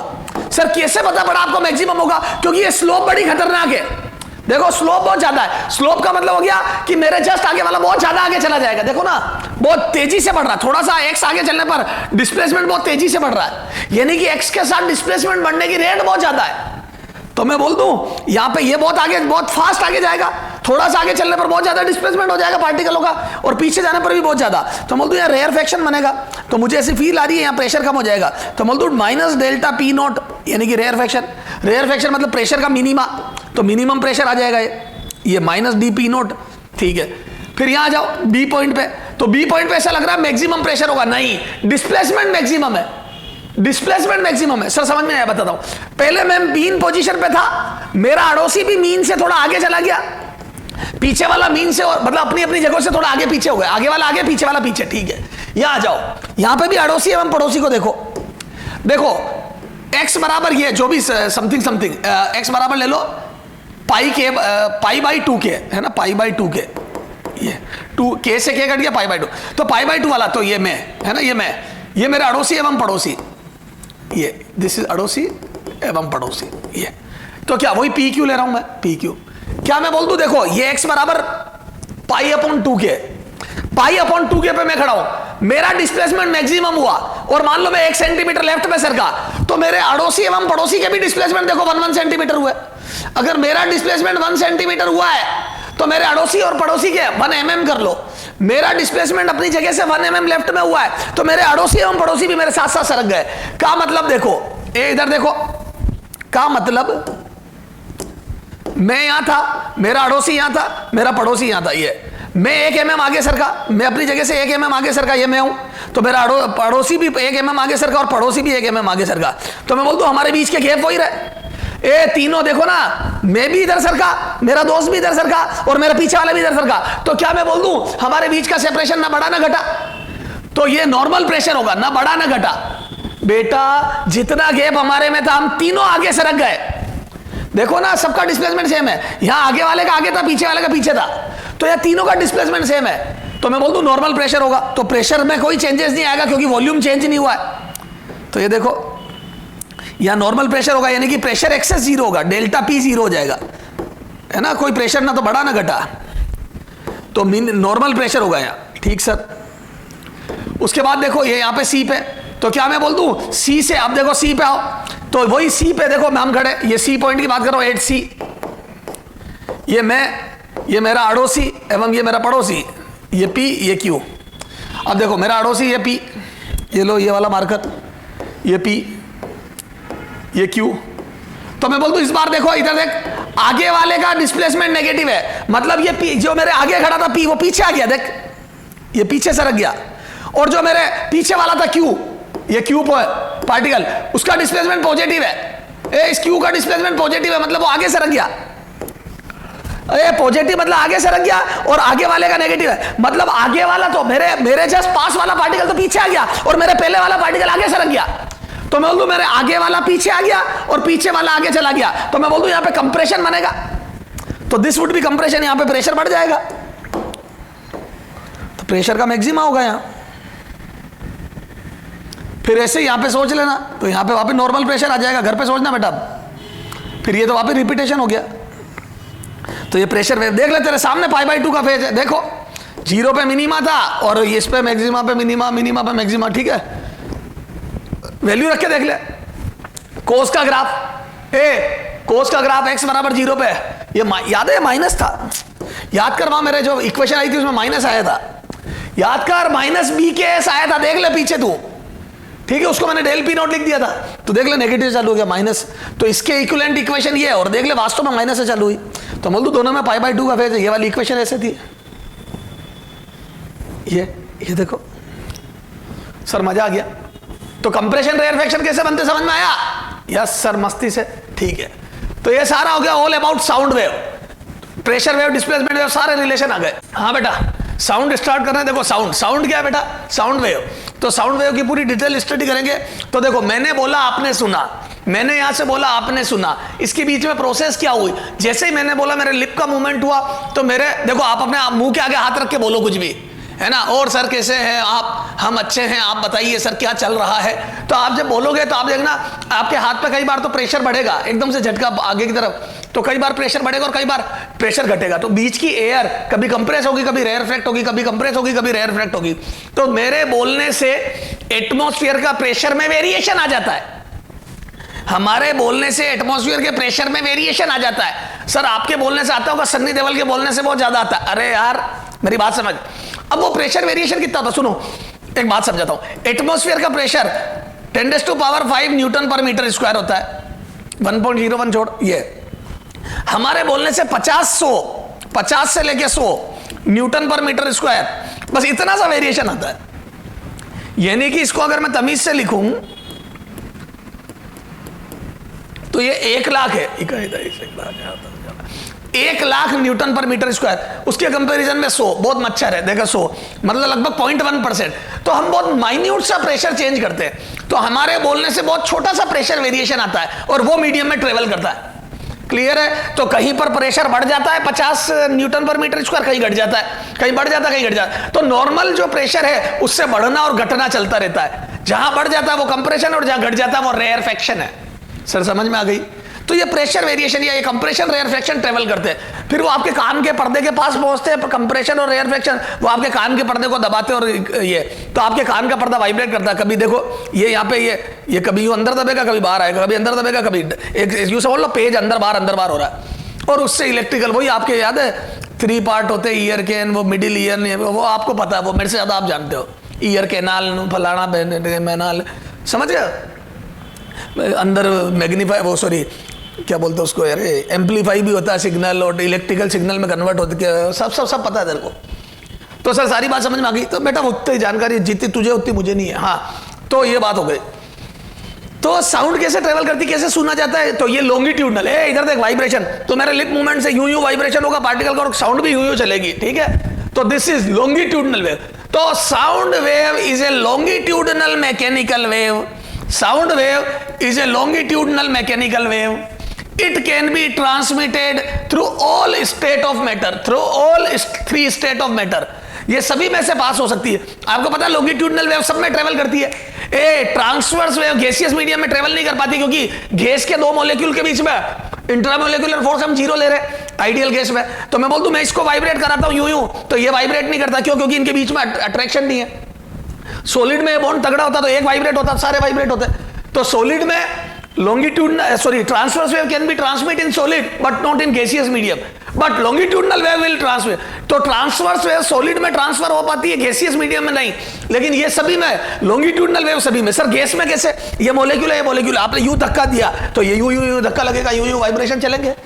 तो ठीक है सर, अरे बोलो अब। तो it can B transmit in all 3 state of matter. तो साउंड वेव सारे स्टेट ऑफ मैटर में चल लेती है। V solid is greater. अच्छा मैकेनिकल वेव का क्या मतलब है सर? लॉन्गिट्यूडनल मैकेनिकल क्यों लिखा?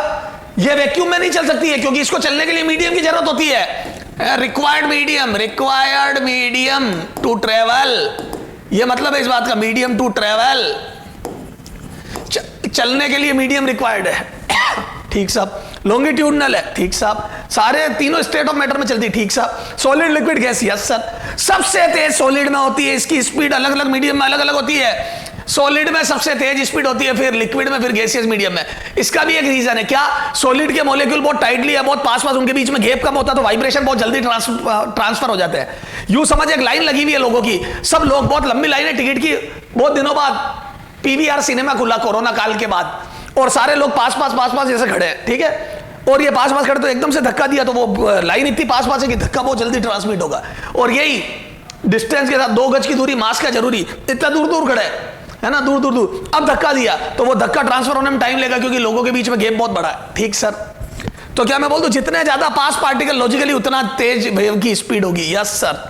तो सॉलिड में सबसे तेज, फिर लिक्विड में, फिर गैस में। कितनी? सर ये तो ठीक है, कंपैरिजन हो गया, कितनी वो अपन आगे पढ़ेंगे। तो sound wave is a longitudinal mechanical wave. आपको पता है जब साउंड प्रूफ रूम बनाने होते हैं, जैसे फॉर एग्जांपल मेरे को इस रूम को साउंड प्रूफ करना है, तो अपन क्या करते पता है? उस रूम के चारों तरफ या अंदर की तरफ, रूम के अंदर की तरफ ऐसी कोटिंग चढ़ा देते हैं। ये रूम है, इसके अंदर ये ऐसी, और उसके बीच में एयर गैप क्रिएट करते हैं, मतलब वही वैक्यूम क्रिएट करते हैं, ताकि वो साउंड प्रूफ रूम बन जाए। उसके लिए थर्माकोल वगैरह, स्पंज वगैरह ऐसे यूज कर लेते हैं, तो वो साउंड प्रूफ रूम बन जाता है, ताकि वेव टकरा के एब्जॉर्ब हो जाए, रिफ्लेक्ट बैक ना हो, पार ना हो। ठीक सर, समझ में आ गई?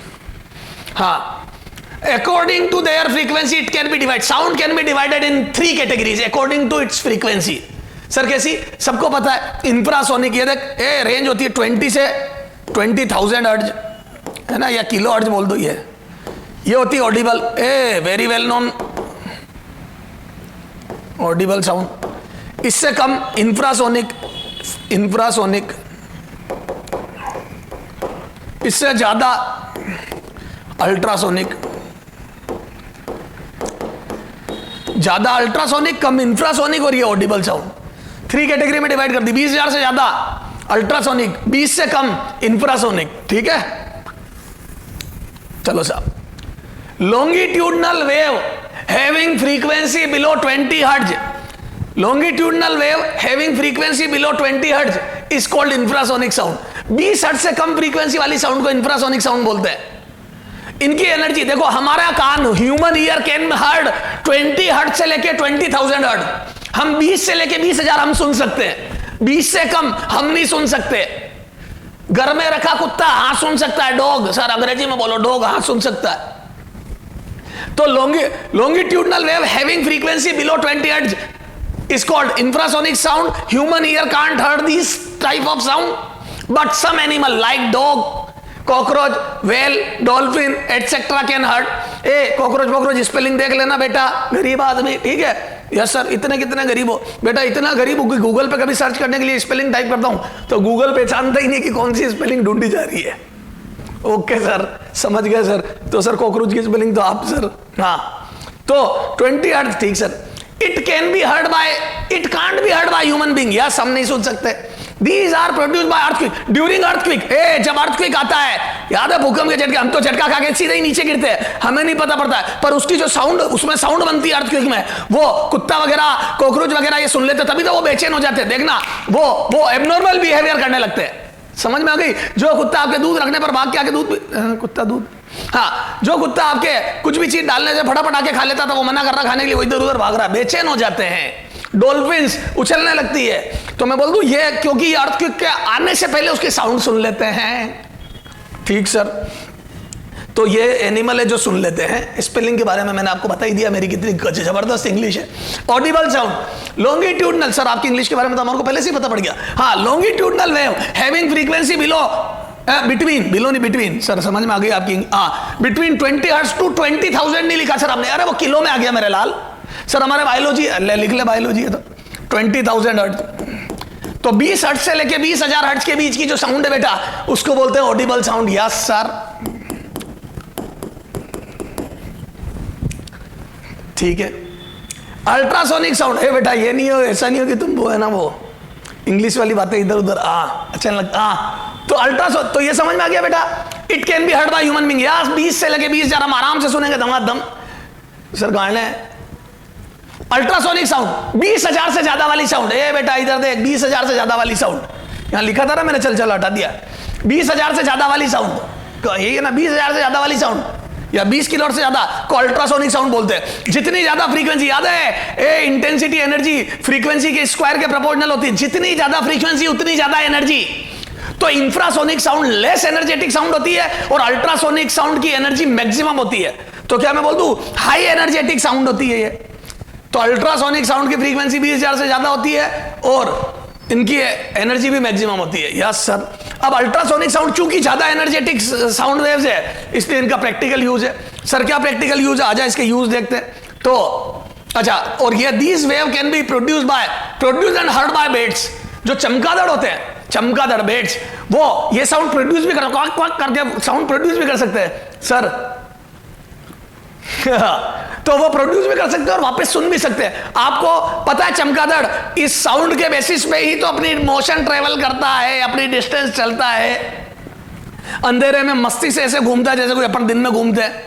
और आपको चमगादड़ के बारे में बताऊं, आपको जान के ताज्जुब होगा, वो जो अल्ट्रासोनिक साउंड छोड़ता है ना, उससे वो एक मूविंग फिश को जाके झपट्टा, नहीं दिख रही है तो भी साउंड के बेसिस पे मूविंग फिश को झपट्टा मार के लेके निकल जाता है। यूट्यूब पे जाके देखो, वीडियो मजा आ जाएगा।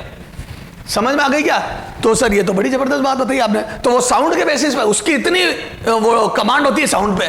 डोपलर इफेक्ट सब आता है चमगादड़ को, डोपलर इफेक्ट का भी नॉलेज हो, सब reflection of sound, Doppler effect, speed के साथ क्या हो रहा है। अपने को डोपलर इफेक्ट जितना नहीं आता जितना चमगादड़ को आता है।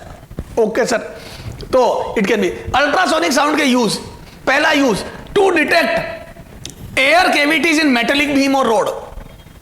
भैया सुनना मेरी बात, तेरे को एक प्रोजेक्ट मिला, तू सिविल इंजीनियर है, कि ये तेरे को एक ब्रिज बनाना है।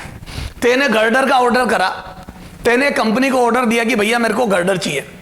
अब वहां से गर्डर आई। अब अगर वो पुल टूट गया या गिर गया तो जिम्मेदारी सारी किसकी है? इंजीनियर की, सिविल इंजीनियर जो भी जिसने लिया ठेका, जिसके साइन होंगे उस पर।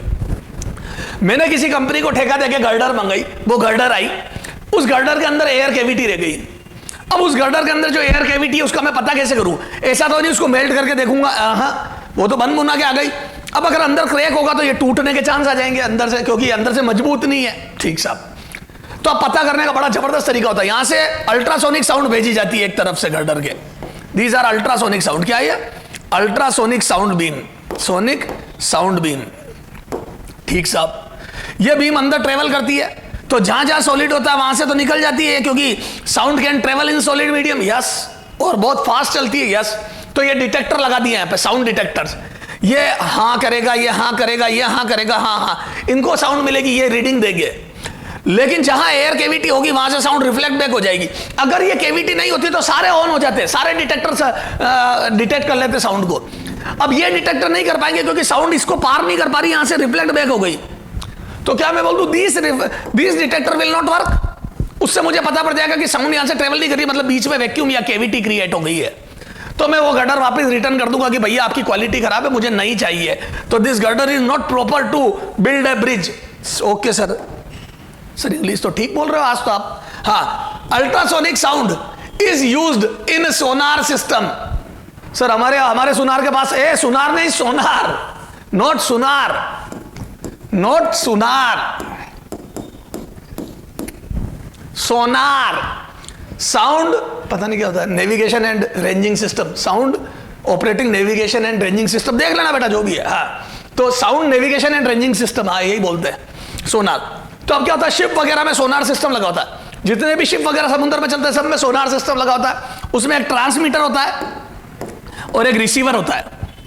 क्या होता है, एक ट्रांसमीटर होता है जो अल्ट्रासोनिक साउंड प्रोड्यूस करके उसको ट्रेवल करवाता है पानी में, और एक रिसीवर होता है जो रिसीव करता है।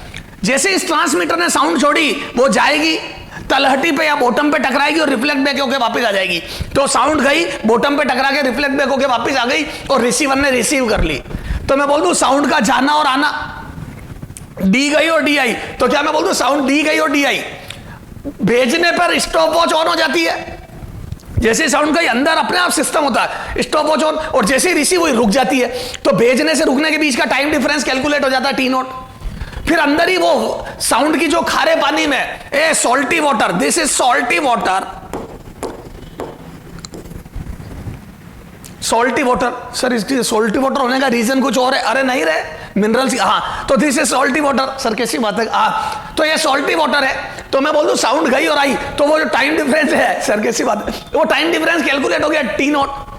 अब सॉल्टी वाटर में साउंड की स्पीड माना v है, तो क्या मैं बोल दूं v स्पीड से चलती हुई sound wave T not time तक पानी में ट्रेवल करके आई है, जाना और आने में टी नॉट टाइम लगा है। ये डिफरेंस अंदर अपने आप मीटर में इन दोनों का मल्टीप्लाई हो जाता है। समुद्र के पानी में जो स्पीड होती है वो साइंटिस्ट लोगों को पता होती है, वो एक ऐसा मीटर कैलिब्रेट कर देते हैं, जो रीडिंग देता है वो ऐसा मीटर कैलिब्रेट कर देते हैं कि v इंटू टी नॉट का मल्टीप्लाई हो जाता है और यह रीडिंग बता देता। नहीं, डिवाइड बाई 2 होता है। सर क्यों होता है डिवाइड बाई 2? क्योंकि ये v इंटू टी नॉट जो है, साउंड v से चल रही है और टी नॉट टाइम के बाद वापस लौटी है, तो वो इतनी डिस्टेंस चल के आई है। ए v into T is distance यार, 1200 मीटर पर सेकंड से साउंड चल रही है और 2 सेकंड में लौटी है, तो इसका मतलब मैं बोल दूं साउंड 2400 मीटर चल के आई है। 1200 से चलती हुई साउंड अगर 2 सेकंड में मेरे पास आई है वापस, तो मैं बोल दूं वो 2400 ट्रेवल करके आई है, 2400 मीटर ट्रेवल करके आई है। तो इतना, लेकिन इसमें क्या सिर्फ जाना जाना हुआ? नहीं सर, जाना और आना हुआ। तो एक लड़का जो 1200 मीटर पर सेकंड से चलता है, यूं यूं ही ले ले, दिमाग मत लगा, और 2 सेकंड में लौटता है, तो क्या मैं बोल दूं ये लड़का मेरे से ज्यादा कितना दूर गया होगा? 2400 मीटर नहीं, 2400 तो टोटल चला, 1200 गया होगा और 1200 आया होगा, इससे ज्यादा दूर नहीं जा सकता। हो सकता है इससे भी कम दूर गया और 2-3 राउंड मारे हो, लेकिन इससे ज्यादा दूर नहीं जा सकता। तो क्या मैं बोल दूं कि v into T is D जाना और डी आना। जब लौटी है वो तो झाके आई है, तो 2d चली है, तो साउंड ने 2d डिस्टेंस ट्रेवल करी है, वो है, और 2d डिस्टेंस है v इंटू टी के बराबर। तो यहां से d बराबर आ गया vt by 2। This is the formula. 9th class में पढ़ा तुमने, ये भी 9th में था और ये भी 9th की बुक में था। सर हमने तो पढ़ा ही नहीं। हाँ वेरी गुड, तुम तो अभी भी मना करोगे। ये सर इस पे एक आधा क्वेश्चन कराओ ना, बढ़िया। तो आजा इधर आजा, एग्जाम्पल है ना इस पे, सोनार सिस्टम पे example. If speed of sound in खारा पानी, salty water is 1400 metre per second, है ना, यू ही दे रहा हूं मैं, है ना, metre per second, 1400 metre per second in खारा पानी, 1400 metre per second, and it takes 4 second to 4 second to return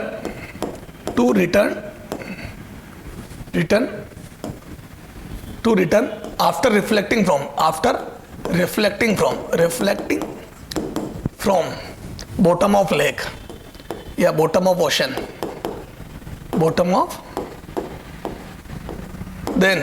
then find out depth of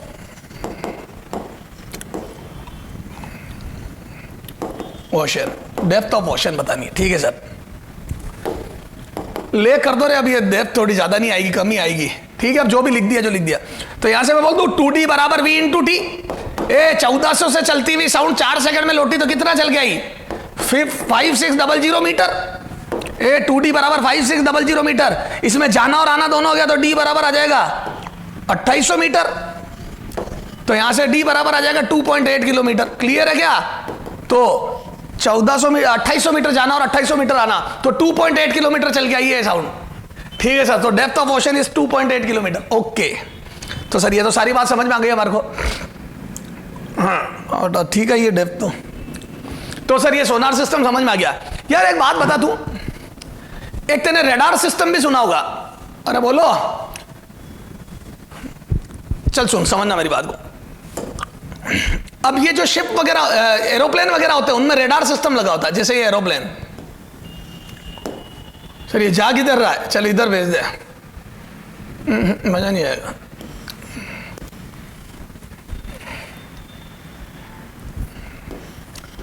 ठीक है, ये एरोप्लेन है, फिर आपको लग रहा है कि एरोप्लेन है। अरे बेटा, वैसे ही बनेगा ये तो, ये अब लग रहा है। अब ठीक है, ये एरोप्लेन है।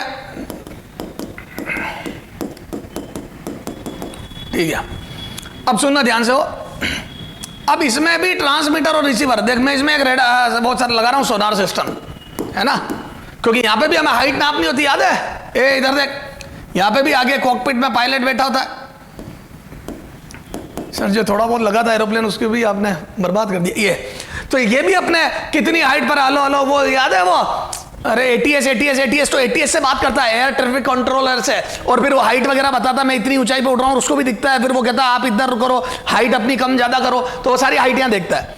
तो मैं बोल दूं, मैंने भी यहाँ पे एक सोनार सिस्टम लगा दिया, मैंने एरोप्लेन बनाया, मैं भी बेचूंगा। ठीक है साहब, है ना, ज्ञान कम था लेकिन मैंने बना तो दिया, ये TR। ठीक है साहब, तो ये अब यहां से मैं बोल दूं, यहां पे भी सोनार सिस्टम लगाया, और साउंड की स्पीड एयर में लगभग 300 350, अपन 400 मान लेते, चल 400 मीटर पर सेकंड से साउंड एयर में ट्रेवल कर रही है। ठीक है, चलो मान ली, अभी आगे देखेंगे। ये तो क्या मैं बोल दूं, ये साउंड जाएगी, टकराएगी और वापस लौटेगी, तो साउंड गई और आई। ठीक सर, ठीक है, अब हाइट पता करना है, तो मैंने मान लिया, चलो मान लो ये अपना जो है काफी, मान लो 3 किलोमीटर ऊपर उड़ रहा है ना, इसको 4 किलोमीटर ऊपर उड़ रहा है, ये ले ले 4 किलोमीटर। अरे मैं मेरे हिसाब से डेटा ले रहा हूं, तो दिमाग मत लगा, 4 किलोमीटर ऊपर उड़ रहा है। अच्छा, तो मैं बोल दूं जैसे साउंड भेजी, टकरा के वापस 4 किलोमीटर पे आई, है ना, तो देखते कितना टाइम लिया, तो मैं बोल दूं टाइम कितना लिया, तो मैं बोल दूं ट्वाइस ऑफ d/v। सर ये ट्वाइस क्यों करा, जाना और आना, तो d डिस्टेंस जाने में लगा इतना टाइम और आने में भी इतना, डबल कर दिया, तो ट्वाइस ऑफ d है 4000 मीटर, और स्पीड है, या इसको 300 ही लो, चल छोड़ 300 ले, है ना, और यहाँ पे 3 किलोमीटर कर दे। अरे यार क्या फर्क पड़ रहा है तेरे, मेरे फर्क पड़ रहा है, 3000 मीटर सर हमारे भी पड़ रहा है, 300 मीटर पर सेकेंड। ये तो यहां से 300 मीटर से 300 मीटर गया, सॉरी 10 बज गया है ऊपर, तो ये 20 सेकंड आ गया क्या? अरे घर पे सोचना बेटा। तो क्या मैं बोल दूं, साउंड ने जाके आने में 20 सेकंड लिया। ठीक साहब, तो ये गई और आई 20 सेकंड में। तो हमने सोनार सिस्टम लगाया, साउंड बेस्ड सिस्टम होता है, साउंड की स्पीड एयर में 300 थोड़ी कम है, पानी में 1400 ली थी मैंने, यहां 300 ली है, तो जाके आने में टाइम लगा 20 सेकंड। ठीक सर, मजा आ गया। तो वो 20 सेकंड में अगर टाइम लगा, तो अब वो भी वही करेगा, इसमें भी मीटर क्या करेगा, d बराबर v × t/2। अरे अभी तो मैंने 3 दिया है, अब वो तो 2 से उल्टा है यार, वहां 3 किलोमीटर थोड़ी देंगे, वहां तो मेरे को हाइट पता करनी पड़ेगी कि भैया हमारा प्लेन कितना ऊपर उड़ रहा है। तो मैं बोल दूं जाके आने में, वहां पे जाके आने में 4 सेकंड देंगे वो, तो यहाँ डेल्टा t बराबर कितना है दिया था टाइम, 20 सेकंड, डेल्टा t बराबर 20 सेकंड। जैसे वहां सोनार में क्या था ना, टाइम डिफरेंस मेजर कर लिया 20 सेकंड, 300 से मल्टीप्लाई कर दिया, तो 300 × 20/2 कर देंगे वो, तो वो कह देंगे 3000 मीटर ऊंचा उड़ रहा है अपना प्लेन, इसको फीट में कन्वर्ट कर लेंगे, तो 3000 मीटर की हाइट पर प्लेन उड़ रहा है। ठीक है, लेकिन वहां सोनार सिस्टम नहीं लगाते हैं। सर क्यों नहीं लगाते हैं? ये कैलकुलेशन नहीं होती, मतलब सोनार सिस्टम वाली कैलकुलेशन नहीं होती। क्यों नहीं होती बताता हूं। 20 सेकंड लगे, अब तू ये देख, तेरे प्लेन कोई धीरे थोड़ी चलता है, शिप तो फिर भी धीरे चलता है, प्लेन कोई धीरे थोड़ी चलता है। अच्छा, और पानी में तो फिर भी साउंड की स्पीड बहुत ज्यादा होती है, और ओशन की डेप्थ इतनी नहीं होती जितनी हाइट पर प्लेन उड़ता है। सर बात तो सही कह रहे हो आप। तो एक तो यहाँ हाइट ज्यादा, तो वैसे भी टाइम ज्यादा लगेगा, एक स्पीड कम एयर की और ज्यादा टाइम लगेगा, और उल्टा प्लेन की स्पीड बहुत ज्यादा, उससे आगे भी बहुत सरक जाएगा। देखो इधर देख क्या हुआ, 20 सेकंड में प्लेन कहां चला गया, तो मैं बोल दूं प्लेन की स्पीड लगभग 900 किलोमीटर पर आवर टाइप की होती है, तो मैं इसको कन्वर्ट करता हूं मीटर पर सेकंड में, तो 5/18, तो ये 2, मैंने क्या हुआ उसी हिसाब से डेटा लिए जो मुझे लिए सही पड़े, तो लगभग 250 मीटर पर सेकंड से प्लेन उड़ता है। कितने से? 250 मीटर पर सेकंड से प्लेन उड़ता है, तो प्लेन की स्पीड लगभग 250 मीटर पर सेकंड होती है। ठीक साहब, अब 250 मीटर पर सेकंड में देखो प्लेन कितना आगे चला गया, इधर देख, तो क्या मैं बोल दूं प्लेन 250 मीटर पर सेकंड में, तो इन 20 सेकंड देखो distance travel by the plane will be v × t, तो प्लेन की स्पीड v प्लेन × t, और v प्लेन है 250 मीटर पर सेकंड, और टाइम लिया इसने 20 सेकंड। तो मैं बोल दूं सेकंड से सेकंड उड़ गया और 20 का मल्टीप्लाई करा तो ये आ गया 5000 मीटर। आपको जान के ताज्जुब होगा कि प्लेन 5 किलोमीटर आगे जा चुका है। तेरे सोनार सिस्टम ने जब साउंड भेजी और वापस ली तब तक तेरा प्लेन 5 किलोमीटर आगे चला गया। मतलब साउंड निकाली यहां पे थी, ट्रांसमिट यहां करी थी और प्लेन 5 किलोमीटर आगे कहीं पहुंच गया। मतलब 5 किलोमीटर का मतलब तो हो गया बहुत ज्यादा दूर चला गया। तो मैं बोल दूं साउंड इसने भेजी थी और वो साउंड रिसीव करेगा, पीछे आ रहा है वो वाला प्लेन, इतना अंतर आ गया। तो सर ये तो समस्या हो गई और वास्तव में समस्या है।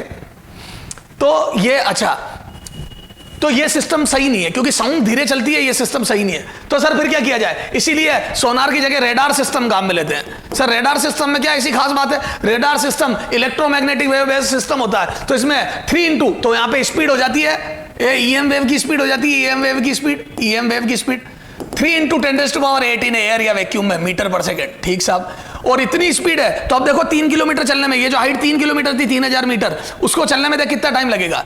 तो अब इधर देख, यहां पे आया 5 किलोमीटर प्लेन आगे सर का, अब इसमें देख तो क्या मैं बोल दूं टाइम लगेगा d/v, और इस बार d वही 3000 मीटर, लेकिन इस बार v 3 × 10⁸, तो इतने सेकंड लगेंगे, इसका डबल लगेगा क्योंकि जाना और आना दोनों होगा, इसका डबल। तो देखो कितना आ जाएगा, 3 से 3 गया 1000, ये 10⁻, तो ये आ जाएगा 2 × 10⁻⁵। ये देखो ना 3 कट जाएंगे सेकेंड, और ये आ जाएगा बेटा 20 माइक्रो सेकेंड। कितना गया ये? 20 micro second. This is 20 micro second. तो क्या मैं बोल दूं कि अगर रेडार सिस्टम होता तो 20 माइक्रो सेकेंड में वेव जाके वापस आ जाती, इन जस्ट 20 माइक्रो सेकेंड। और उतने में प्लेन आगे कितना चलता? तो मैं बोल दूं 900 km/h से चलता हुआ प्लेन इंटू 5/18, वही 250 आया था ना, 250 मीटर पर सेकेंड। अब देख distance travel by the plane, तो v प्लेन इंटू टी, तो इस बार v प्लेन वही 250, लेकिन t हो गया 20 × 10⁻⁻⁶। इन दोनों को मल्टीप्लाई करा तो इस बार आ गया 5000 × 10⁻⁻⁶ मीटर। और आपको जान के ताज्जुब होगा, दिस इज 5 mm मिलीमीटर। मतलब साउंड जाके आई तब प्लेन 5 किलोमीटर चला गया, और लाइट जाके आई, ईएम वेव जाके आई तो 5 mm सर का प्लेन। अरे यार सिर्फ 5 mm, ये देख तेरे प्लेन की पोजीशन 5 mm, सिर्फ मात्र 5 mm, मात्र 5 mm, ओनली जस्ट 5 mm, मतलब लगभग वहीं का वहीं है। तो मात्र 5 mm प्लेन सर का। तो मैं बोल दूं जो प्लेन ट्रांसमिट कर रहा वही प्लेन रिसीव करेगा सिग्नल्स, और वो सिग्नल वहीं खत्म हो जाएंगे, तो किसी को झूठी इंफॉर्मेशन भी नहीं मिलेगी, पीछे वाला प्लेन इन सिग्नलों को कभी कैच ही नहीं कर पाएगा। तो लाइट इतनी फास्ट होती कि उसको ट्रेस, मतलब ईएम वेव इतनी फास्ट होती कि उसको होता ना कि आप उसका पीछा नहीं कर सकते हो। सर मजा आ गया। तो आप समझ में आया रेडार सिस्टम क्यों? तो जहां पर हाई दूरी ज्यादा होती है और कम एक्यूरेसी बहुत जबरदस्ती होती है, वहां पे सब जगह लाइट वाले सिस्टम यानी कि ईएम वेव वाले सिस्टम काम में लेते हैं, तो रेडार सिस्टम काम में लेते हैं, और वहां सोनार सिस्टम काम में लिया। तो सर ये सोनार और लुहार दोनों समझ में आ गए, क्लियर है? तो सोनार सिस्टम, रेडार सिस्टम। अब अपने को क्या अलग अलग मीडियम में साउंड की स्पीड देखनी, चलो आ जाओ देखते हैं।